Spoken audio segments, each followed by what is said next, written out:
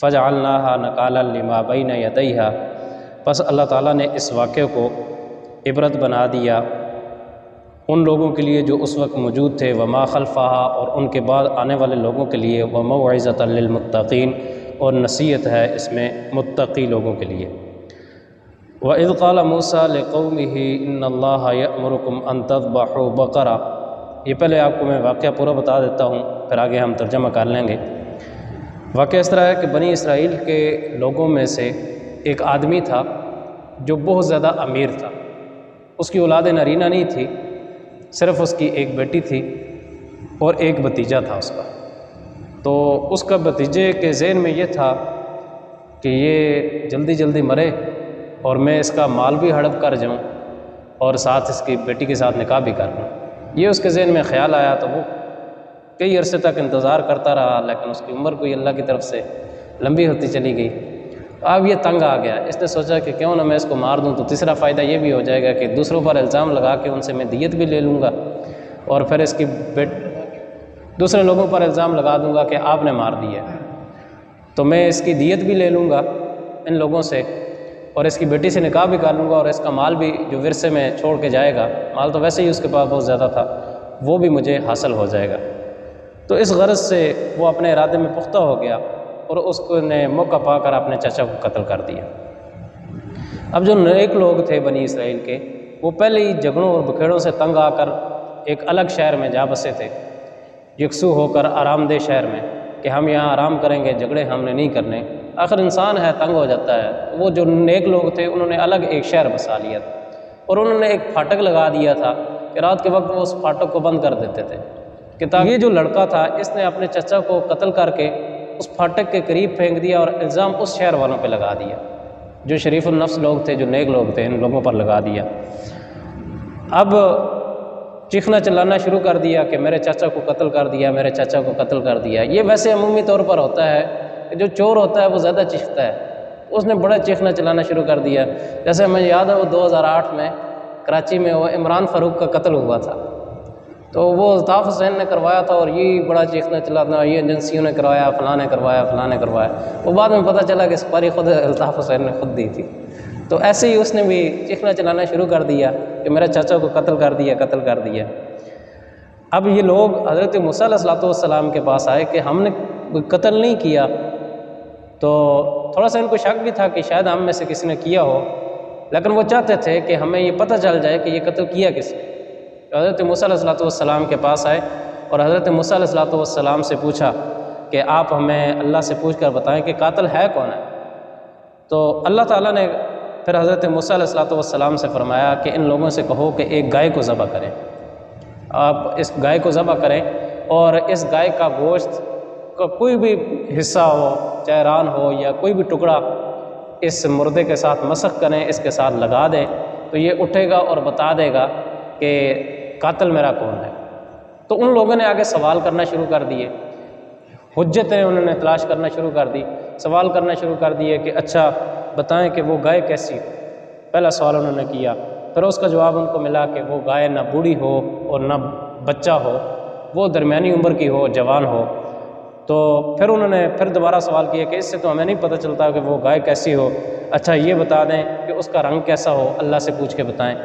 تو پھر حضرت موسیٰ علیہ السلام نے ان کو کہا کہ اللہ تعالیٰ کہہ رہے ہیں اس کا رنگ زرد ہو، ایسا رنگ ہو جو دیکھنے والوں کو خوش، دیکھنے والے جو بھی ہوں وہ جب دیکھیں تو وہ خوش ہو جائیں، ان کے دل کو بہا جائے، یعنی ایسا رنگ۔ تو عمومی طور پر یہ سرخ رنگ کی ہوتی ہیں یا کالے رنگ کی یا مختلف رنگوں کی ہوتے ہیں گائے، تو پھر وہ زرد رنگ بتایا گیا، یلو کلر بتایا گیا کہ اس رنگ کی ہو اور گہرا زرد کلر ہو، جس سے دیکھنے والے کا واقعی دل خوش ہو جائے۔ اور ایسی گائے دیکھنے میں بھی شاید کم ہی آتی ہیں کہ یلو کلر کی ہوں اور دیکھنے والے بندے خوش ہو جائیں۔ یہ اس وجہ سے پھنستے جا رہے تھے کہ وہ بار بار سوال کر رہے تھے۔ حدیث شریف میں آتا ہے کہ اگر وہ سوال نہ کرتے، جو بھی گائے وہ ذبح کر دیتے تو حجت تمام ہو جانی تھی اور ان کا کام ہو جانا تھا، لیکن وہ سوال کرتے رہے۔ پھر آخر میں انہوں نے ایک دوبارہ سوال کیا کہ اچھا وہ زرد کلر کی ہو، کچھ اور نشانیاں بتا دیں تاکہ ہمارے لیے آسانی ہو جائے۔ تو یہ اور پھنستے چلے گئے۔ پھر اور نشانیاں اللہ تعالیٰ نے بتائی، وہ ان میں نشانیاں کیا تھی، کبھی اس گائے سے آپ نے کنویں سے پانی نہ نکالا ہو، پہلے کنویں سے پانی نکالنے کے لیے وہ بیل باندھ دیتے تھے اور وہ گھومتا رہتا تھا سائڈ میں، ایسا ہو پھر اس کے اوپر کوئی داغ دبا نہ ہو، مسلمۃ اللہ شیعت فیہا، کوئی داغ دبا اس پہ نہ ہو، اور وہ صحیح سلامت ہو، جوان عمر کی ہو اور ایسے کلر کی ہو۔ اب یہ ان کو یہ ملنا مشکل ہو گیا۔ اب دیکھیں یہاں ایک سوال یہ پیدا ہوتا ہے کہ اللہ تعالیٰ چاہتے تو خود ہی بتا دیتے، یا وہ مردے کو خود ہی ایسے ہی زندہ کر دیتے کہ آپ بتا دو، لیکن یہ اللہ تعالیٰ نے گائے کا کیوں کہا؟ اس میں اللہ تعالیٰ کی بہت ساری حکمتیں ہیں۔ ویسے علماء منع فرماتے ہیں کہ ان حکمتوں کو تلاش کرنے کی ضرورت نہیں ہے ہمیں، نہ انسان وہاں تک پہنچ سکتا ہے۔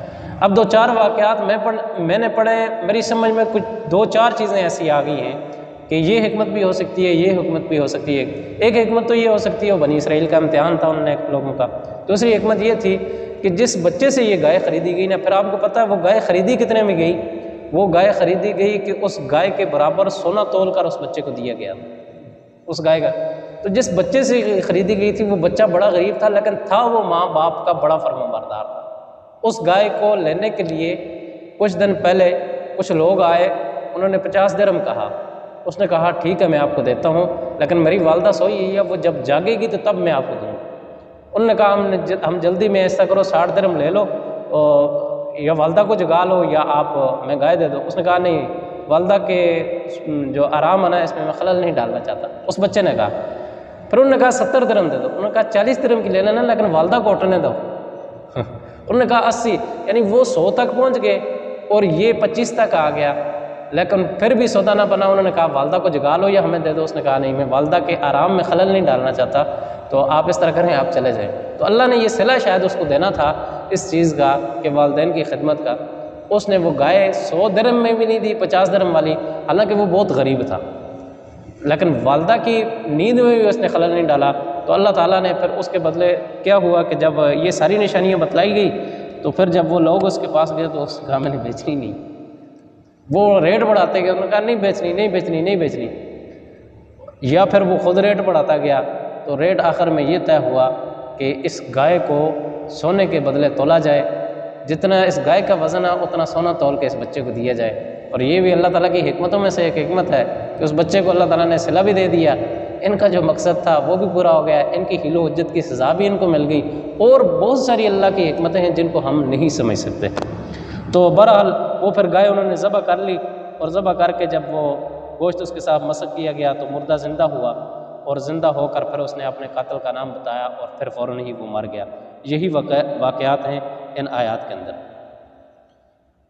وَإِذْ قَالَ مُوسَىٰ لِقَوْمِهِ، اور جب کہا حضرت موسیٰ علیہ السلام نے اپنی قوم سے، ان اللہ یأمرکم، کہ بے شک اللہ تعالیٰ تمہیں حکم کرتا ہے، ان تذبحوا بقرہ، کہ تم ذبح کرو ایک گائے۔ قالوا اتتخذنا ہزوا، تو ان لوگوں نے کہا حضرت موسیٰ علیہ السلام سے کہ کیا آپ ہم سے مذاق کر رہے ہیں؟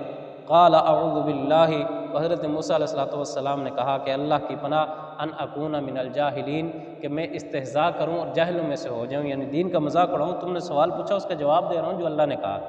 قالوا ادع لنا، ان لوگوں نے کہا کہ ادع لنا ربک، اپنے رب سے پوچھ کے بتائیے، یبین لنا ما ہی، کہ وہ ہمیں بتلائے اس گائے کی نشانیاں کہ وہ گائے کیسی ہو۔ قال انہ یقول، تو حضرت موسیٰ علیہ السلام نے فرمایا کہ اللہ تعالیٰ فرما رہے ہیں، انہا بقرۃ لا فارض ولا بکر، کہ بے شک وہ گائے ایسی ہو جو بوڑھی بھی نہ ہو اور بچہ بھی نہ ہو، عوان بین ذالک، جو جوان ہو ان دونوں کے درمیان ہو، یعنی بوڑھی اور بچہ نہ ہونا مطلب جوان ہونا، ان دونوں کے درمیان مطلب جوان ہونا۔ ففعلوا ما تؤمرون، ایک مرتبہ پھر حکم دیا کہ آپ وہی کرو جس کا آپ کو حکم دیا ہے، حیل و حجت میں نہ پڑو، لیکن وہ پھر بھی نہ سمجھے۔ پھر فرمایا قال ادع لنا ربک یبین لنا ما لونھا، کہ آپ اللہ تعالیٰ سے پھر پوچھ کے بتائیں اس کی نشانیوں میں کچھ مزید نشانیاں ہمیں بتائیں۔ قال انہ یقول، تو پھر حضرت موسیٰ علیہ السلام نے کہا کہ اللہ تعالیٰ فرماتے ہیں، انہا بقرۃ صفراء، کہ بے شک ایسی گائے ہو جس کا رنگ زرد ہو، فاقع لونھا تسر الناظرین، جس کا رنگ گہرا رنگ ہو اور دیکھنے والوں کے دل کو بہا جائے وہ، تسر الناظرین۔ قالوا ادع لنا ربک یبین لنا ما ہی، اب ان کا یہ تیسرا سوال تھا کہ اللہ تعالیٰ سے پوچھ کے بتائیں کہ وہ گائے کچھ اور اس کے آپ رنگ صفات بتلائیں کہ وہ کیسی ہو۔ ان البقرہ تشابہ علینا، کہ بے شک اس جیسی تو بہت ساری گائے ہیں، مطلب زرد رنگ کی مل جاتی ہیں، کچھ اور نشانیاں بتلائیں۔ وَإِنَّا إِن شَاءَ اللَّهُ لَمُهْتَدُونَ، اور اگر اللہ تعالیٰ نے چاہا تو ہم راستہ پا لیں گے، یعنی ہدایت کو پہنچ جائیں گے، سمجھ جائیں گے کہ وہ کون سی گایا ہے۔ وہ انشاءاللہ نہ کہتے، وہ سوال پوچھتے جاتے اور اللہ تعالیٰ ان کی سختی بڑھاتے جاتے۔ یہاں انہوں نے انشاءاللہ کا ذکر کر دیا، اس لیے اللہ تعالیٰ نے آسانی کر دی۔ آخری جواب اللہ تعالیٰ کی طرف سے کہ قال انہ یقول انہا بقرۃ لا ذلول، کہ اللہ تعالیٰ حضرت موسیٰ علیہ السلام نے فرمایا انہ یقول، بے شک وہ اللہ حکم دیتا ہے، کہتا ہے، انہا بقرۃ لا ذلول تثیر الارض، کہ وہ گائے بڑی کے لیے نہ استعمال کی گئی ہو، ولا تسقی الحرث، اور نہ ہی وہ پانی دیتی ہو، مسلمۃ لا شیۃ فیہا، وہ صحیح سلامت ہو، اس کے اوپر داغ کوئی نہ ہو۔ قالوا الآن جئت بالحق، اب انہوں نے کہا کہ ہاں اب آپ نے صحیح راستہ بتلایا ہے، اب ہم پہنچ جائیں گے۔ فذبحوها، پھر بڑی مشکل سے انہوں نے ذبح کی وہ گائے، وما کادوا یفعلون، اللہ تعالیٰ فرماتا ہے حالانکہ وہ ایسا کرنے والے نہیں تھے، حالانکہ وہ چاہتے نہیں تھے، وہ کہتے تھے کہ ٹل جائے۔ اس کی وجہ یہ تھی کہ وہ دل میں ڈر رہے تھے، پتہ نہیں کوئی ہمارے ہی میں سے نہ ہو، ہم میں سے کسی نے نہ ماری ہو تو یہ نہ ہو کہ ہماری بدنامی ہو جائے، کہ ہم تو ان چیزوں سے